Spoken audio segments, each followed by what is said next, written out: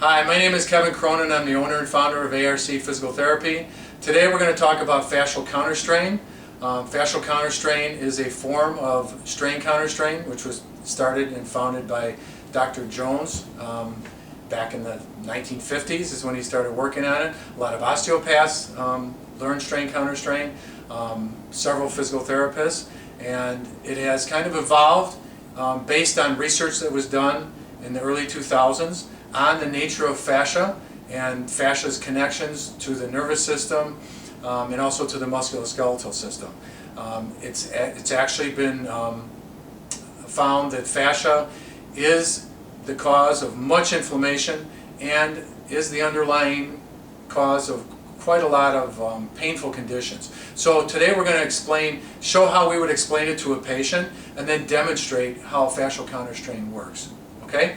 So first we have our patient here who we've already examined and perhaps have treated a few fascial counterstrain tender points on the patient, and they're going to want to know what it is that we're doing and how it works. So what we do is first tell the patient what we're treating when I'm treating these points in your body, and we will demonstrate some of these in a minute, are actually tender points related to fascia in your body. And if you think about fascia like the white film that's over the meat of the chicken when you pull the skin back, that's fascia. We have that all over around all our muscles, just like the chicken does. So all around all of our muscle bundles is this white film called fascia. It also happens to be the outer covering of your brain, spinal cord, and your nerves all the way out to your fingers and your toes. It's also the outer layer, or the tunica adventitia, of the arteries and the veins in your body. It's invested in the ligaments that hold all your bones together. It's in between all your organs and kind of holds them in place so they don't all just fall down. And it's also the outer covering of your bones, the periosteum. So basically fascia is everywhere. And fascia has these nerve endings in it. And this is what fascia looks like under a microscope. Okay? And fascia has a lot of nerve endings, these specialized type 3, type 4 nerve endings that are real sensitive to pressure, stretch, deformation, that type of thing. And so if the fascia gets stressed or strained, and it could be a direct blow, it could be a quick stretch, it could be something as simple as sitting at a computer in a bad posture for too long of a period of time, and the smooth muscle can tighten up. So this is what the research that's been done in the last 12 years or so has shown, is that this fascia can tighten up. And if it gets stretched or deformed or pulled really hard or strained, like with prolonged bad posture kind of thing, what happens is the smooth muscle tightens up, the fascia gets contracted, and you see the little flames in there? Those nerve endings start producing inflammatory chemicals. That's the source of almost all inflammation in the body. So now you've got a tight, inflamed area of fascia. Anytime that happens in the body, there's going to be a tender point somewhere around that fascial structure that will tell us that it's that structure. A very brilliant colleague of ours, Brian Tuckey, who we've both known and have learned from before, developed and kind of developed fascial counterstrain. He was a strain counterstrainer before, learned from Dr. Jones himself, and he mapped out the entire body of almost 700 tender points that relate to specific fascial structures in the nervous system, the arterial system, the lymphatic and venous system, the ligamentous system of the body, and each one of those tender points has a specific fascial structure that needs to be shortened in order to reset the little neural mechanism or reset the switch that causes this. So there was a study that was done in South America where they created a fascial matrix, and they basically took it and just subjected it to repetitive strain, repetitive motion strain. And then they came back and they measured increased inflammation, just like it shows on here. And they took half those samples and set them aside, took the other samples and shortened them. I'm not even sure why they decided to do that, but they shortened them to see what would happen. They came back the next day. The inflammation was 50% less in these samples. The other samples were unchanged. They measured it a few days later, and a week later, still the same thing. Significantly decreased inflammation on these samples that had been shortened, and the other samples were still inflamed. So basically what that proved is that if you've got inflamed fascia like this, you can shorten it, and now we know you only have to hold it for about 30 seconds, sometimes less. And the smooth muscle will relax, the inflammation will stop, and things start to feel better. Now the other thing that we know is that, and the research has shown, that's come out recently, is that these nerve endings, these same nerve endings that produce the inflammatory chemicals, connect through the spinal cord to your skeletal muscles, to your regular muscles. So when you have an area that's tight and sensitive or sore, it's the fascia that's causing that, because those nerve endings connect through the spinal cord, cause those muscles to get tight. And that's kind of what those of us who did regular Jones strain, Counterstrain previously, that's what we were treating. Now if we treat the real underlying cause, the fascia, we not only get rid of the inflammation and the tightness in the fascia, but we also get rid of that muscle tightness as well. So that's why when we find these tender points on you or other people, we know that tender point relates to this specific fascia. If I shorten it and hold it for 30 seconds, it's going to relax, the inflammation is going to calm down, and the muscle tension in your skeletal muscles will also calm down. So let's demonstrate for our audience how that might work. We'll take, for example, so Amy was nice enough, let's go ahead, just let that go play.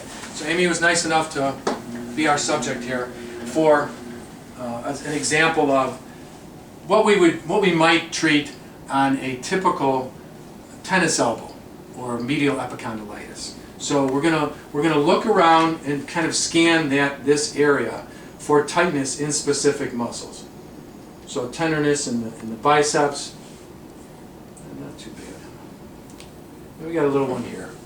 So this is actually a tender point that relates to the fascia in the brachial artery. So the brachial artery lies right underneath our biceps tendon here. This is the tender point for it. We're going to shorten that fascia. Let your arm just go. Looks good. Thank you. We're going to shorten that fascia by shortening the brachial artery. And that tender point is better. It doesn't hurt as much. So what our patient will feel is less tenderness at that tender point. What the person who's treating, the therapist, will usually feel the tender point start to soften as we shorten it appropriately, and sometimes get a nice pulse, what we call a therapeutic pulse. You hold that position in the shortened position for the fascia, and this will reset that neural mechanism that's causing the tightness and the inflammation. Usually the pulsing will stop after 20 to 30 seconds, sometimes a little less, and that's when you know it's better. How's that now? Much better? So we'll look for a couple others here.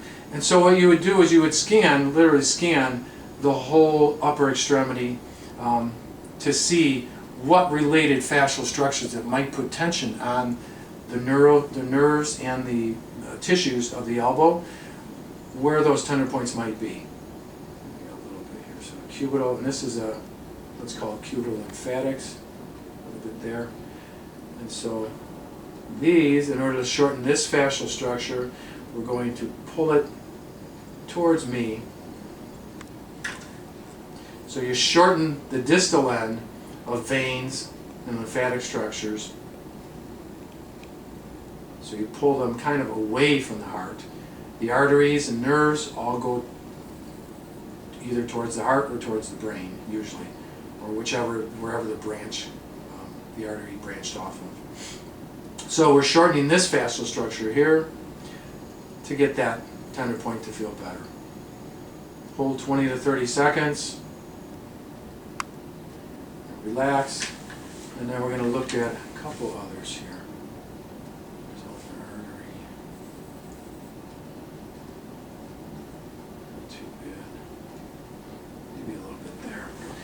just let your arm rest like that. So these are actually radial recurrent arteries. They kind of come around like this and then come back up. So these we have to push down towards the branch that they came off of.